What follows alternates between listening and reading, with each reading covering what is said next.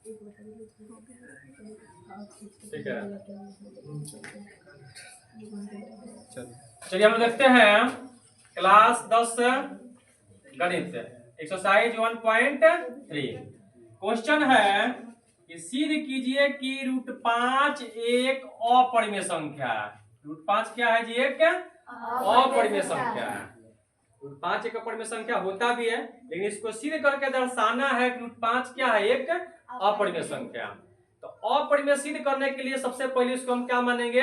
परिमेय मानेंगे। यदि वह परिमेय नहीं होगा तो क्या होगा? वह अपरिमेय संख्या होगा।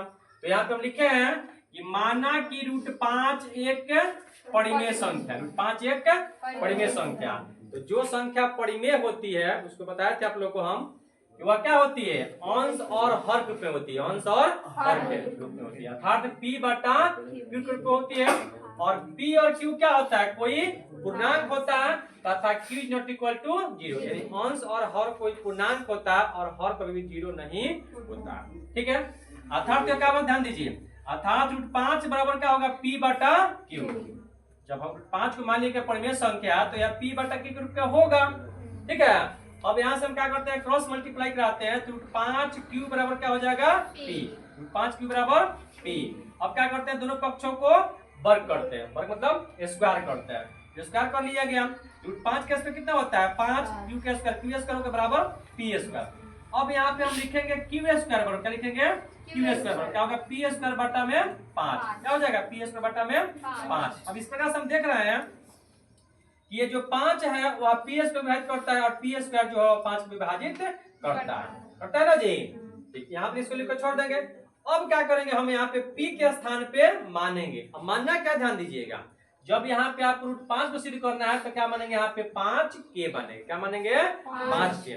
वही अगर √2 का सिद्ध करना होगा तो क्या मानिएगा? 2k मानिएगा। √3 को तो 3k मानिएगा। ठीक है, तो यहाँ पे p बराबर क्या मान लिया गया?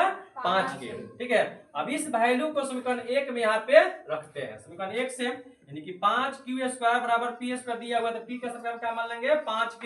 यहाँ पे स्क्वायर तो कर देना है स्क्वायर। अब 5k का जब स्क्वायर कीजिएगा तो क्या हो जाएगा?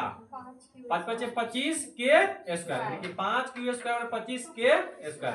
अब k स्क्वायर बराबर लिखेंगे तो क्या हो जाएगा? 5q स्क्वायर बटा में 25। अब 5 से 25 से कटेगा, 5 × 5 = 25, यानी कि यहाँ पे ऊपर हो जाएगा q स्क्वायर बटा क्या हो जाएगा? 5, यानी q स्क्वायर बटा 5।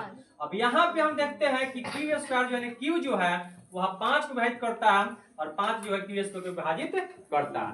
तो अब यहाँ पे आपको ध्यान देना है कि यहाँ पे p और q का, यहाँ पे p का गुणनखंड और q का गुणनखंड क्या है? 5 है। 5 ही है, जो एक अद्वितीय है, यानी इसके अलावा दूसरा कोई नहीं है। यानी p और q का अभाज्य गुणनखंड केवल क्या है? 5 ही है। केवल क्या है? 5 ही है। वही लिखे हम इस प्रकार p और q का एक अद्वितीय गुणनखंड क्या है? 5 है। तो एक अद्वितीय गुणनखंड होगा तो वह संख्या परिमेय संख्या नहीं कहलाएगी। ठीक है, अतः मेरा मानना क्या है? गलत है। जो हम माने हैं कि √5 एक परिमेय संख्या है, मेरा मानना क्या है? गलत है। यह परिमेय संख्या नहीं है। जब यह परिमेय संख्या नहीं है तो क्या है? यह अपरिमेय संख्या। इसलिए √5 क्या है? एक अपरिमेय संख्या है। ठीक है,